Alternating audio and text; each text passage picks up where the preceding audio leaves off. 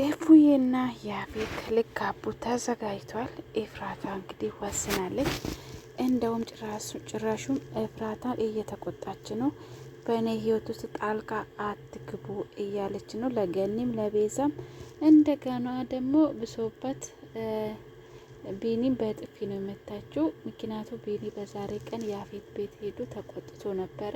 እንደውም ያፌት በጥፊ ነው የመታው። ለምንድን ነው ከኤፍራታ ህይወት ውጣ? ምን እያደረክ ነው? በምንድን ነው ያጠመድካት? አገባታለሁ እያልክ ነው እና ለምንድን ነው እንደዚህ ያደረካት ብሎ ተቆጥቶት ነበረ። እንደውም ጭራሹንም ቢኒ ጋ ሄዳ ቤቷ ሄዳ እና በጥፊ ነው የመታችው። ህይወቴ ውስጥ አትግባ፣ ይሄን ሰርክ ለማስቆም እንዳሞክር ብላ በጥፊ መታችው። የሚገርም ነገር ነው። ኤፍራታን ማስመሰል ትችልበታለች ማለት ነው። ውድና እየተከበራችሁ የሲፋን ቤተሰብ ደህና ናቸው ወይ? እግዚአብሔር የተመሰገነ ይሁን። ሰላማችሁ ብዛልኝ። እስኪ ለዚህ ቻናል አዲስ የሆናችሁ ሰብስክራይብ እያረጋችሁ ሐረግ ድራማ ክፍል 66 ተለቋል። ከፍታችሁ ይዩት ማለት ነው። የዛሬ ብዙ ነገር ተፈጥሯል። በክፍል 65 እንዳየ ነው ኤፍራታ ናታን ጋ ነው ያደረችው እና ብቻ ቤተሰብ ተጨንቋል። በተለይ ገኒ ተጨንቃለች። ሳተኛ ነው ያደረችው። ቤዛ ግን ደግሞ ተደስታለች።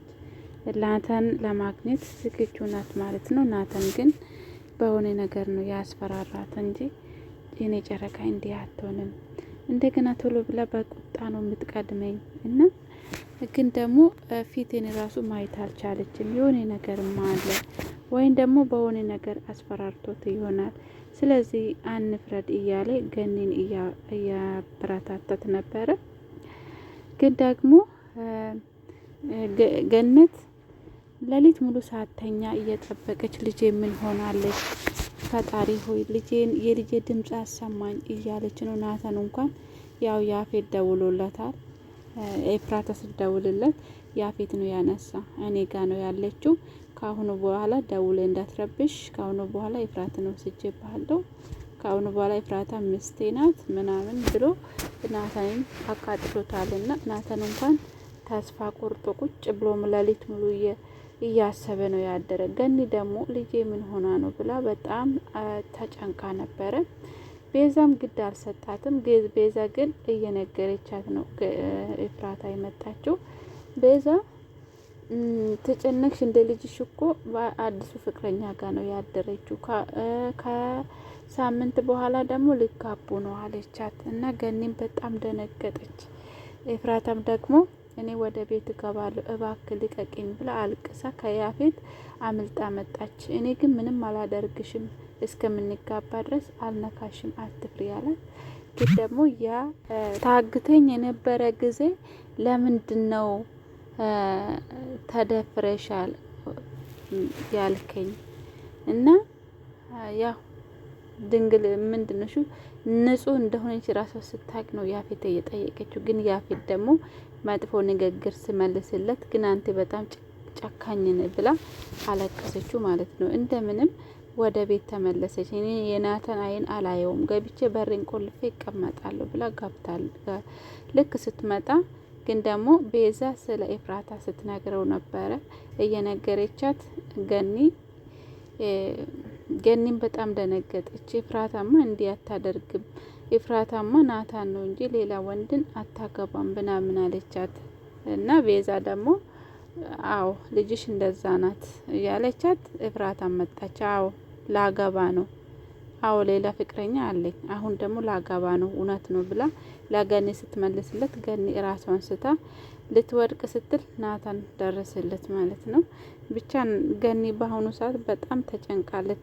እዛ ቤት የገባችው ልጇን ለመጠበቅ ነበረ፣ ግን አልሆነለትም። ቢያንስ እዛ ቤት መግባቷ ካልቀረ እናትሽ ነኝ ብላ እንኳን አልተናገረችም። ገኒ ግን እዛ ቤት መግባቷ ምን ጠቀማት? ልጇን እሷ ተጠቀመች፣ ልጇን ታያለች ብትጨነቅ እንኳን። ግን ደግሞ ኤፍራታ አለ ተስፋ እየኖረችም ወይ ቤተሰቦቼ ሞቱ ኖሩ የሞተ ይሻላል ብላለች ከዚህ በፊት ለቤዛ። ያንቺ እንኳን ሞቷል ተስፋ ቆርጥሻል፣ እኔ ግን ወይ ተስፋ አልቆረጥኩ ወይ ተስፋ አልኖረኝም እያለች እየተሰቃየች፣ ግን ደግሞ ለገኒ እንዴት ቅርታ እንደምታደርግለት አላቅም። እኔ ገኒ በጣም ቆየች፣ እስካሁን አረፈደች። ኤፍራታ እየተጎዳች እየኖረች ነው።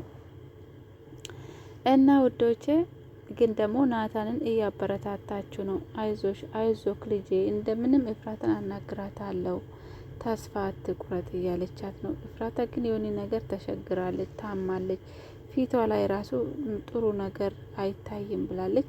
ናታንም እንደዛ ነው እየተሰማ፣ እሷ የሆነች ነገር እስከምናቅ ድረስ አንፈርድም ብሏል። እውነት ነው። ገኒ እንግዲህ እንደ እናቷ ናታንን አስናናቸው ማለት ነው። ራሷ ላስተኝታ ጸጉሩን እያሸችለት በጣም በቃ ምን ይደረግ። ኤፍራታ ግን ይሄንን ቀን ታስታውሳለች እና ይሄ ሁሉ ያልፋል። ኤፍራታ ከዚህ መከራ ወጥታ ይሄ ሁሉ ምስጢር ወጥቶ ኤፍራታ ያ ጊዜ እንደዚህ ነበረች ይላሉ። ጽዮን ደግሞ በጣም ተቀይራለች። ጭራሹንም እንደውም ዛሬ ቤዛ ለኤፍራታ ማዘን ጀምራለች። እዛ እስር ቤት ብዙ ነገሮችን ስታይ፣ ብዙ የተጎዱትን ሰዎች ስታይ እና ሁሌ ኤፍራታን አስታውሳታለሁ። እኔ ግን ምንም ነገር ቢያደርጋት፣ ባንቋሽሻት፣ ብሰድባት፣ ምንም ነገር ቢጎዳት እሷ ግን አትቀየርም። መጥፎ መልስ እንኳን አሰጠኝም። ለዛ ነው ኤፍራታ ከልጅነቷ ጀምሮ እንደዚህ ናት፣ ባህሪዋ ይሄ ነው አለችው። ግን ደግሞ በዛሬ ቀን ለኤፍራታ መጸጸት ጀምራለች። ቤዛ ተስፋ ቆርጣለች። በቃ ሰው ተስፋ ሲቆርጥ ሁሉም ነገር ያምናል እያለች ነው። ቤዛ እንግዲህ ወደ ቀልቧ ልትመለስ ይሆናል አላቅም። እና እንደዛ ነው። ሄዋንም እንግዲህ እኔም ተቀይር ያለው ብላለች። ሄዋን ድሮም ፖሊስ ናት። እሷ ወደ ቤዛ ለመቅረብ ስትል ነው መጥፎ ሰው መስላ ለቤዛ የተቀረበችው። ቢሆንም ግን ጥሩ ሰው እንሆንለት እያለች ነው ለኤፍራታ። አንድ ቀን እህቴ እያልሽ ትጠሪ ይሆናል። ይሄ በቀልም ከውስጥሽ ታወጪ ይሆናል። ቤዛ ግን ምንም ባዝንለት እንኳን በቀል ያለኝ በቀል ከውስጥ ማስወጣት አልቻልኩም እያለች ነው። አንድ ቀን ወደ ለኤፍራታ ጥሩ እህት እንደምትሆንለት ተስፋ አለኝ። ጽዮን እንግዲህ ካላስታወሰች በጣም የሚያስጠላ ነገር ነው። ጽዮን አሁን ሰዓት ኤፍራታን ጣምዳ ይዛለች። ግን ደግሞ ኤፍራታ ጥሩ ሴት እንደሆነች አታውቅም። ደግሞ ንብረታቸው በኤፍራታ ምክንያት ነው የተወረሰ ብላ ጽዮን ብታስብም፣ ቤዛ ግን በኤፍራታ ሳይሆን በአባትሽ ምክንያት ነው። አባትሽ ብዙ ብድሮች ተበድሮ ነው፣ ለዛ ነው ቤታችሁ የተወረሰ አለችው ማለት ነው። ግን ጽዮንም ደግሞ ተናዳለች በቤዛ ማለት ነው። ሌላ ደግሞ ዛሬ ኤፍራታ በጥፊ መታችሁ። ቢኒ ያፌት ቤት ሄዶ የምታደርገው ነገር አቆም ብሎ ነው በጥፊ የመታው እና ኤፍራታን ደግሞ ተቆጣችሁ ማለት ነው። ለቢኒ ይህን ሰርግ ማስቆም እንዳሞክር ይሄ ፍላጎቴ ነው ብላለች። ውዶች ደህና ሁኑ።